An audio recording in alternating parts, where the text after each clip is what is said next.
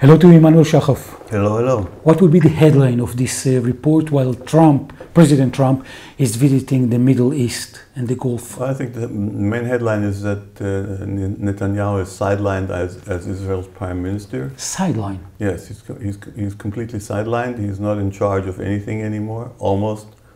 And Trump has taken over and Witkoff, and they're running the show.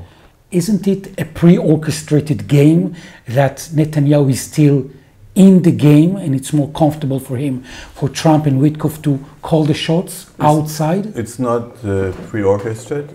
It's orchestrated by the US government without harming Netanyahu's honor too much. So he's let into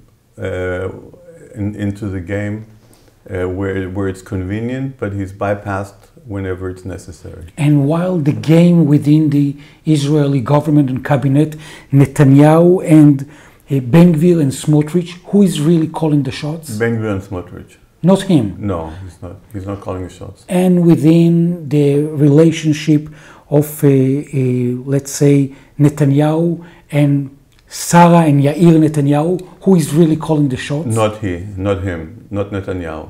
It's either Sara or Yair or both or whatever, it's not Netanyahu. And in the relationship of Netanyahu and Eyal Zamir, the head of the Israeli military, right now that he decided that he wants to emphasize that he wants all the Israeli possible soldiers to be part of the Israeli army, who is calling the shots? Eyal Zamir. More than anything, any time before. He's doing that? Yeah, I think so. And within when he's trying Netanyahu to schedule his day, if he has to go to court or elsewhere, who is calling the shots? The judges. So basically, he is not in the game. Yeah, he's impotent. He's powerless. It's amazing. The only thing he can do, and he does that, is spoil the show. He through some of the directives he gives and some of the speeches he gives, he causes damage to whatever goes on. For example? Well, preventing advancing the hostage exchanges. He's definitely trying to interrupt this. He's done that before and he keeps doing it. And while the President Trump is saying that out loud and Witkoff, they're saying that they believe that the war should be ended right now. Do you think it's feasible? It can be done? I think only if Trump tells Netanyahu to stop the war now. I think for some reason he still hasn't done that. I think he wants Netanyahu to get the message from everything going on. But at some stage, I think he'll have to give him a direct order, because Netanyahu doesn't want to stop the war. But if he will give that direct order, it means that his coalition is going to be collapsed.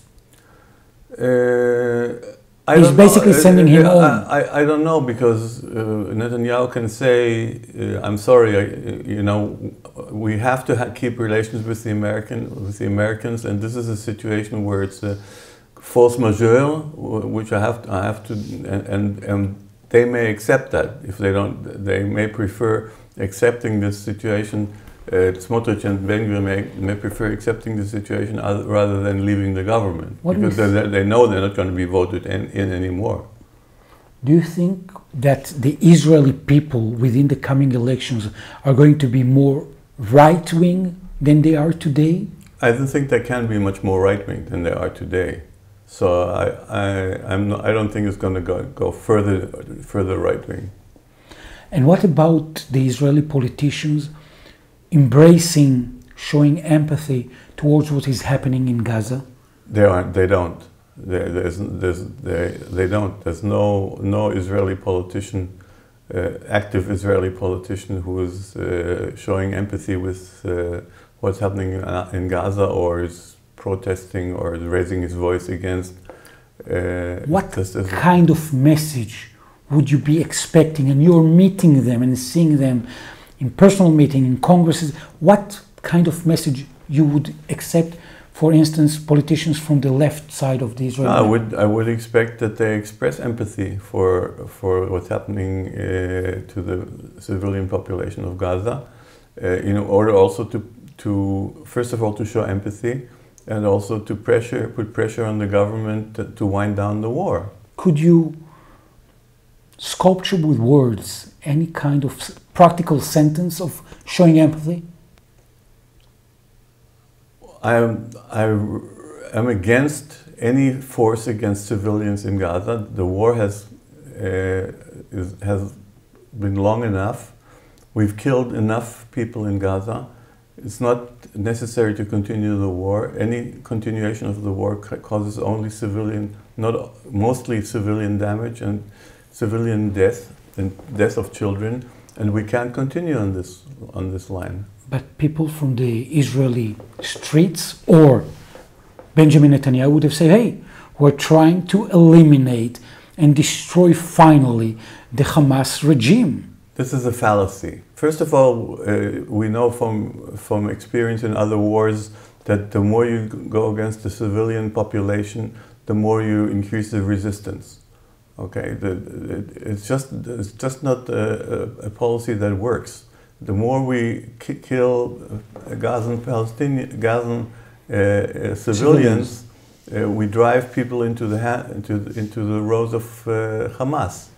Okay, and that's not what we want to be doing. You know, other than trying to stick to the international law. You know that part of what you're talking about, the international law, is also, let's say, things that are happening within the borders of Israel. All the pre-assumption of what really is the Israeli law is under attack right now. Could you sculpture and say in what fields would you visualize these kinds of disengagement with the Israeli law as we knew it? Well, first of all, the government is trying to replace the Attorney General, is trying to split the position of the Attorney General from that of the state prosecutor. The government is not cooperating. Many members of Knesset who are under investigation are not cooperating with the police. They are not coming to the investigations. The government is trying to lower the salaries of the president of the Supreme Court. It's a very wide attack. Okay, and it comes on the background of a decrease in the freedom of the press. And similar developments. So. And also, what about the special department or units in the Israeli Shabak? The Shabak, they want to remove the Jewish department in the Shabak from the hands of the head of the Shabak and give it directly into the control of the Prime Minister. They want to move the division of investigating police personnel from the prosecution and give it to make it into a separate unit under political control. So it's a very wide attack of democratic principles. Do you think that Israel is still a democracy? Very, very tentatively. Tentatively? Yes. Do you think that the election next year is going to be happening? If it's going to happen and Arab parties are going to be allowed to participate. Is there a real question regarding that? Yes, there's definitely a question. This government is going to try to remove some of the Arab parties, if not all of them, from the roster of participating parties. If all Arab parties are going to participate, then there's a good chance that this government will be voted out. If not, it's a new ball game, and of course we don't even know whether the election is going to take place in the first place. They should, but you wouldn't sign that it would happen. With this government, we don't know. And then, if that occurs, Emanuel Shahaf, do you still be living here in Israel?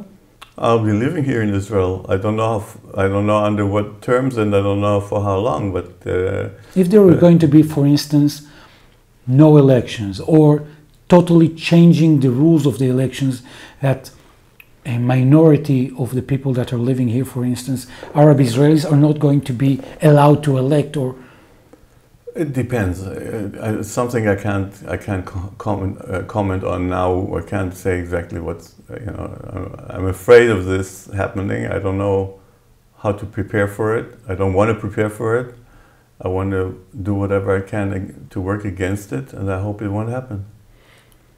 Obviously, at the end of each monthly report, Emanuel Shahaf, you're sharing one good news. Well, it's the same which has been for several times in the past. It's that the book is coming on. The new one. The new book on the Federation, which I still believe is the only way out. It's coming to a close, and I hope by the end of summer we'll have a rough copy, and we can go ahead and working on printing it. A co-production of you and co-writing. Abu Sada, my Palestinian pal. Taysir Abu Sada, and you're writing it together, basically. Yes. Israeli and Palestinian, creating one united vision of shared living, with basically equation of having equality in between all the people. Yes. It can be done. It should be done. Today or within 50 years? Within 50 years. Within 50 years. For the grandchildren. Yep, for the great-grandchildren. And the great ones. Emanuel Shahaf, people that want to be part of your journey, how can they engage? On Facebook, Emanuel Shahaf, the Federation Movement, or Identity, the Quest for Israel's Future. Emanuel Shahaf, I want to thank you very much. Thank you.